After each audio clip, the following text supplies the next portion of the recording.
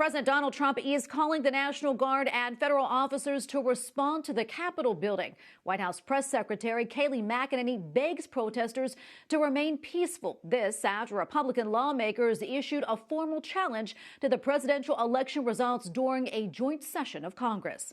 White House correspondent Owen Jensen reports. Owen? Tracy, good evening to you on what's been a very troubling and disturbing day here in Washington, D.C. Earlier, President Donald Trump encouraged his supporters to march to the Capitol.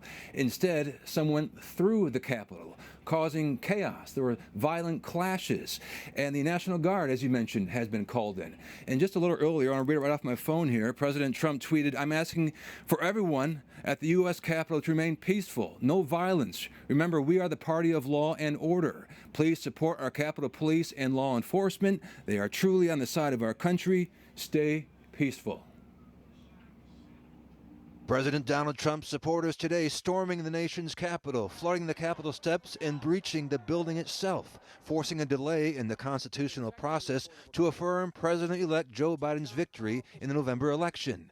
The march down the National Mall spurred on by President Trump at a rally near the White House. We beat them 4 years ago. We surprised them. We took them by surprise. And this year, they rigged an election. They rigged it like they've never rigged an election before. The president vows to never back down. We will never give up. We will never concede. It doesn't happen. You don't concede when there's theft involved. Before all the chaos erupted, Congress convened in a joint session to review the presidential election results. The two houses will withdraw from joint session. Each house will deliberate separately on the pending objection.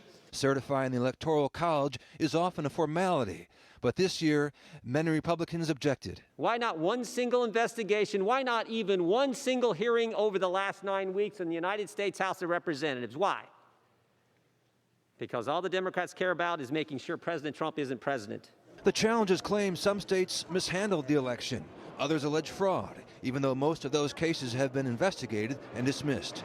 Democrats denounce Republicans for challenging the presidential election results. This election were overturned by mere allegations from the losing side, our democracy would enter a death spiral. They assure America that President-elect Joe Biden will be sworn in as president on January 20th, Inauguration Day. I understand the disappointment people feel when their candidate for president loses.